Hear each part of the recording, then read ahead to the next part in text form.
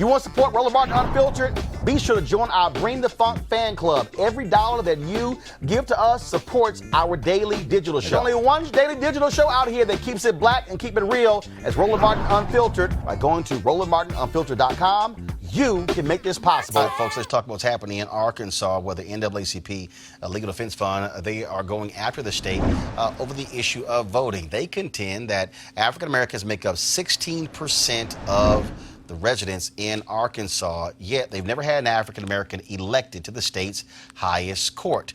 NAACP has filed a lawsuit to change the way top courts are being filled. They say that the statewide election of all the judges on the state Supreme Court and the Court of Appeals violates the Voting Rights Act by denying black voters an equal opportunity to participate in the political process. The suit asks a federal judge to strike down the current election procedure and replace it with a new one. Let's bring in our panel right now. Joining me is Joseph Pinion, who is a Republican political strategist and commentator. Also, Malik Abdul, Vice President of Black Conservative Federation. Next to him is Kelly Bethea, communication strategist. And also joining with us is Mustafa Santiago Ali, former senior advisor for the environmental justice at the EPA. Folks, when you think about what's this whole issue of voting, we've always seen this. In the 70s, it was African Americans being elected citywide. They would have, and that's why they pushed towards single-member districts. But then you look at what happens here in Arkansas, but also other states as well, especially in the South, where you have significant black population, but you don't have any representation whatsoever. The reality is race is still playing a role when it comes to who gets elected and how folks are able to be able to get over that hurdle. And I think it's I think, was it just last week we were talking about Mississippi, or the week before that? This seems similar to what they're challenging in Mississippi. I think I understand this one a little less because we had, they explained, I think the representative who came on to the explained the whole electoral college. I understand this particular case less. Any effort to suppress the vote, if you will, we should push back against any effort. I still remain, I remain about this case, my feelings are similar to how I felt about the Mississippi case, is that I'm not exactly sure if this particular law or whatever is the barrier to more black people not winning more statewide offices just generally throughout the South. I think part of that may have something to do with and as I was reading the actual filing in this particular case in Arkansas, they actually talked about the fact that blacks vote in blocks, that, we vote in blocks. And I think in response to that, I think their argument was that whites in Arkansas also vote in blocks, but to the disadvantage of black people. And how do we resolve that? I don't know, but any effort to actually suppress the vote, we should push back against it. No, but voter suppression is also tied to race. Right. No, absolutely. Malik, you're kind of correct in terms of the blocks. The reason why it was filed in the first place is because LDF, Legal Defense Fund for NAACP, found that Arkansas was in direct violation of Section 2 of the Voter Rights Act. And there are 3 elements that need to be met in order for them to even think about filing it. So one of them, like you said, was the majority must vote sufficiently as in a block to enable basically the voter disenfranchisement. So that's what they mean by the block. So when it wasn't saying like most black people vote for black people, although that is true, they did mention that in the complaint, but the problem was white people actively voted in such a way, and the electoral scheme in Arkansas is such that when white people vote, it drowns out the black vote. And the way that the districting is in Arkansas, like you said, is 16% black people in Arkansas, and yet there's nobody on either of these 2 highest courts in Arkansas. And the reason that is the case is because the black people in Arkansas don't have really adequate representation. And that's why they want about district. I mean, Joseph, that's Correct. what the points too. I mean, again, those are the exact same things that took place all across the country when it came to county commissioners, when it came to city council members. That's why in a lot of places they had council members who were elected at large, and then that's why it was a push towards single-member districts in order for black folks to have representation. That's what they're saying in Arkansas. I think that, it becomes this very nuanced thing that's very difficult to try to explain to the general public, right? So I think that the average person who's sitting at home, not necessarily understanding how it's possible that if you're looking at districts that are pretty much statewide, how that goes against or how that disenfranchises people. I think that for us who have a more nuanced understanding of what has transpired, have a responsibility, and obviously that's why we're sitting here talking about it now, to be able to go and explain to people how these issues are systemic. And I think that, to me, I mean, one of the things that bothers me in general is how we're even voting for judges right now in the first place. To me, that, you know, that's the biggest corruption that we have right now in our criminal justice system. If the law is supposed to be blind, that we cannot be allowing people's implicit bias to be out here setting the conditions for how we're going to be deciding justice here in America. Mustafa, what's interesting is that you have the Supreme Court positions, they are all statewide. But the appellate judges are districts. Okay, which that makes no sense to me. And they put all the black folks in one district. So they're fine with that on the appellate level. All right, we'll give y'all one, and LDF wants there to be at least two. But you have statewide for the Supreme Court, but the court right below them will go towards districts. Exactly. Well, you know, we talk about this before. This is about power. I always talk about the power dynamics. You know, and it's interesting when people say this is difficult for everyday folks to actually understand. I don't think that is necessarily true, because this has been going on since Jim Crowism. And the folks understand that when we don't have judges, and I wish that the law was blind, but we all know that the law is not blind. So therefore, if you don't have representation, then you're going to have these disproportionate impacts that continue to happen. And then I look even further for the long game. When you're not allowing African Americans the opportunity to become judges, then that limits their opportunity to also be able to move up the ladder, whether you're talking about in the state Supreme Courts or in the highest courts in the land. So all of this actually puts us behind the 8 ball. I just wonder something. I'm just going to throw it out there. Wonder, what do you guys think that if, for instance, and we're going to take South Carolina, for example, you know, if Tim Scott had been a Democrat, would he have won statewide? No.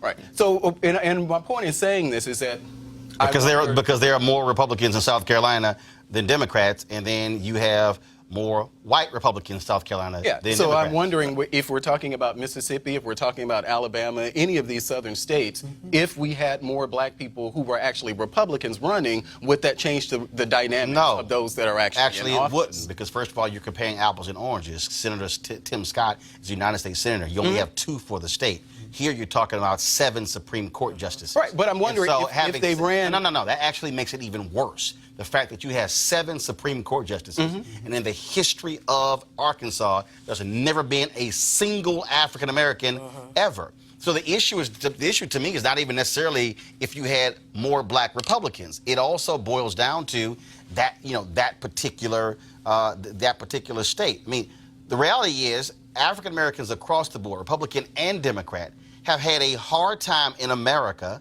being elected to statewide office. Absolutely. That's about whiteness. I mean, so it's not. I mean, look. You look at Roland Burris. Roland Burris had. No. Follow me here. Roland Burris, when he was Secretary of State, had the most votes at that time ever. Yet when Roland Burris ran for not Senate. No, when he ran for a higher position in Illinois, did not win. He didn't run for Senate, that's right. No. I'm talking when he ran on a state level. And so you can go across the country. You had very few African Americans who've been elected statewide. You had folks who of course, you had Carol Moseley Braun. You had, of course, Obama in Illinois, United States Senate. Of course, Kamala Harris, U.S. Senate. Cory Booker. Yeah, that right. So you think. So you've had 5 black people since Reconstruction. Edward Brooke, Carol Moseley Braun, Barack Obama. Well, Obama. Burris, I guess. And I'm talking about I'm talking about elected. Yeah, not elected. Elected. You only had about 5. Right. Since Reconstruction. Yeah.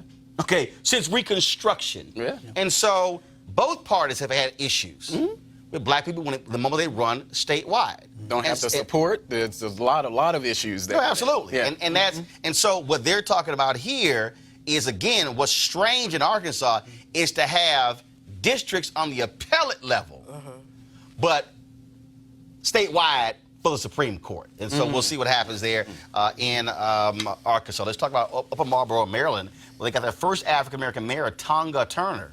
Well, they had their first black mayor.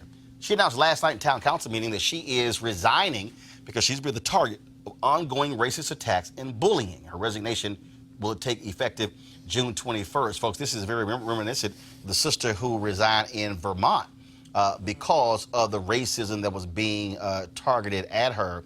It also reminds me of, I think it was in Missouri, where the black woman won, and then all the folks in the city resigned and locked her out of the mayor's office, even though she won, and she had to sue just to get the keys to City Hall. I mean, again, this might be 2019, but we're still dealing with the reality with that when you are the first in some of these places, racism will rear its ugly head. Yeah, I mean, I think realistically that racism has always been alive. I think that, again, you look at, we had this whole... Well, I thought they said it well, you know, they said it went away. We had this post-Obama bubble where everyone wanted to hold hands, sing Kumbaya, and said that we were living in this post-racial society. But remember, that was a media creation. With this whole deal, post-racial. First of all, black people kind of like...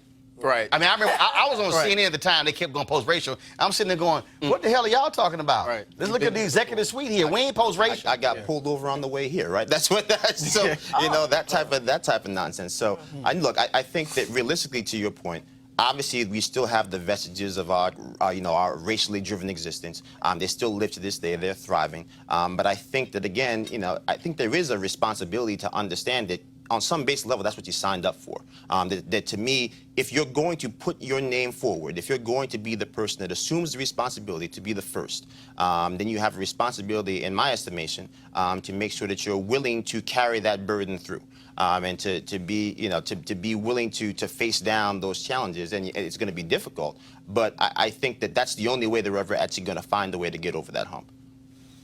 I don't necessarily agree with you signing up to be locked out of City Hall when you've been elected to run City Hall. No, I don't think you signed up to be locked out of City Hall, but I think that you do sign up to realize that there are going to be obstacles that you're going to have to deal with. That means you're going to use whatever legal recourses you have to fight back. That means you're going to use whatever social recourses you have to fight back. But I think the notion to just sit there and say that, this is too hard, I'm out, I think that does a disservice to the individuals that even made it possible for you to get to that situation. I don't think it was that simple of a solution for them to resign. I mean, if you have every single option at your disposal, basically not at your disposal, what are you to do in that situation? And in the case of Upper Marlboro, I mean, I tell people every day, Maryland isn't as democratic as you think, depending on where you are.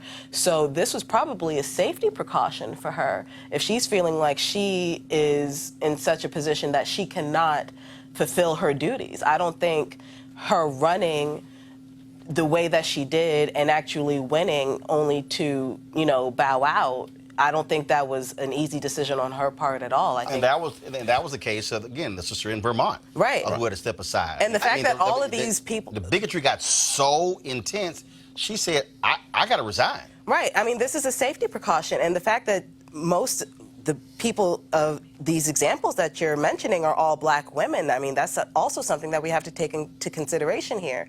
We have a gender issue and a race issue here.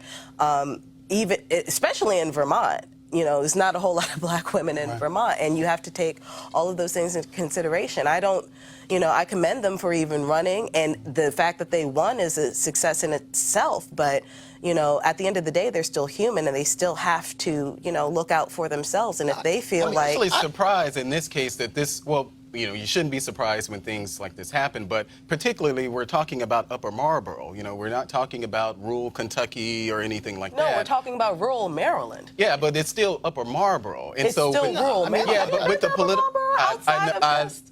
Yeah, I mean, believe it or not, I've actually been plenty of places. Yeah, no, I get that, but yeah, I've been to Upper Marlboro. I know most of the people who I know, most of the black people that I know who live in Maryland, live in Upper Marlboro. So I'm surprised that this sort of thing that she faced this intensity of racism, that she bowed out of the actual position. I mean, I'm just saying this is just really I mean, look, I think shocking it goes back to me. the original point. Racism hasn't gone anywhere. I mean, I'm from New York, and New York schools are, in many cases, more segregated today than they were in the Jim Crow South. Sure. That's just the God's honest truth. Again, I understand, I am sympathetic to the fact that anyone would have to deal with these things. But I still remember, growing up and listening to my father, and even some of the stories. If you listen to Donna Brazile talking about Jesse Jackson and some of the threats that he faced going through those things, and all the death threats that he had, and what the reports where they said, they had two cameramen on him all the time because he was on death watch, right? They were waiting for him to be the next one to go. And people telling me, Jesse, you don't have to do this, and him saying, no, I feel like I must do this, and I must see it through. And so I'm not sitting here trying to say that somehow that's what you signed up for, and this is the price you have to pay for being black in America, even though in some cases, unfortunately, it is. But what I am saying is that, again, when you make that determination that it is worth standing on that limb, that at whatever cost, come hell or high water, that you're going to stand up there and represent the people, I do believe that there is some vested interest in having to see it through. Maybe you have to see it through from another state where you go and get resources to get the NAACP to come back to get protection. Maybe it's making sure that you have to go out there and ensure that your family is protected, so you're not putting them in harm's way unnecessarily. But I do think that there is a responsibility once you've stepped out and said that here I am, follow me, and let me help us go down this path together, that you have to see that through. Mustafa, go ahead. But we just got to be really careful that we continue to lower our expectations. This is 2019. So these types of attacks, if somebody wants to talk about policy and have a disagreement about policy, then that is an acceptable set of conversations that can happen. Right. But when people move into the racial space, when people start to talk about gender or whatever it is and attack someone, then that's when we have to stand up and push back and say, this is not acceptable. This cannot be a part of the 21st century paradigm around politics. And, we got to hold people accountable when they are attacking our own and folks who are trying to do the right thing. And we should do that on both sides. Oh, without a doubt. Yeah, we should actually make sure that we're rallying around people on both sides, because, it's I'm pretty sure that Tim Scott gets a lot, even for, just from us. So I think we should. I'm just going to say that. Y'all just don't have that many. I mean, I'll just say this, that, I I'm think just that, being black people. But you don't have that many. Black people in general. That's what I mean. Yeah, I would agree. I think that, we shouldn't be lowering the bar, but to that standard, I would say that, look, I don't think the bar is being lowered. I think that this is where the bar has always been. And I think that if we're really going to be brutally honest about where we've been, we as a nation have not invested the emotional capital required to make sure that we've dealt with these issues, to make sure that these issues are stricken from our society. And I think that we need to do a much better job as a community, making sure that, number one, issues like this come to the forefront. We've got a lot of foolishness that appears on the front page of the newspapers. It does not deal with this. And that's why forums like this are important. But we have to make sure that it starts with us, incumbent on us, to make sure that we're dealing with these issues. I didn't hear about this until today, and I live right in this Upper Marlboro is like down the street. That's why we exist. All right, y'all. All right, folks, back to our Roland Martin Unfiltered video in just 1 month. All right, folks, they're back. MarijuanaStock.org has another great investment opportunity. If you were lucky enough to invest in their last crowdfunding campaign, they raised a lot of money in just a few months investing in legal marijuana farms. Those initial investors now own shares of a publicly traded company. And of course, they're excited by that. Now they have a new investment opportunity that is as good, if not better, than the last. I'm talking about industrial hemp CBD. For those who don't know, the hemp plant is a cousin to marijuana, of course, and then it has a higher concentration of CBD, which means hemp CBD gives you all of the medical benefits of marijuana without getting you high. Now, until recently, hemp farming was practically illegal in the U.S. and heavily regulated by the DEA. However, that changed with the 2018 Farm Bill, making it legal to grow hemp CBD in the U.S. and creating one of the largest commodities worldwide. They need land to grow all of the plants, and this makes for an incredible investment opportunity. And that's where our good friends at 420 Real Estate come in. Their business model is simple. They buy land that supports hemp CBD grow operations and lease it to licensed, high-paying tenants. That's right, they are hemp CBD landlords, and you can get in on the action. You can invest in this crowdfunding campaign for as little as $200 up to $10,000.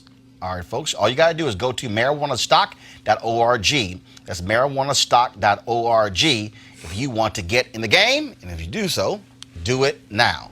Now back to your Roland Martin Unfiltered video.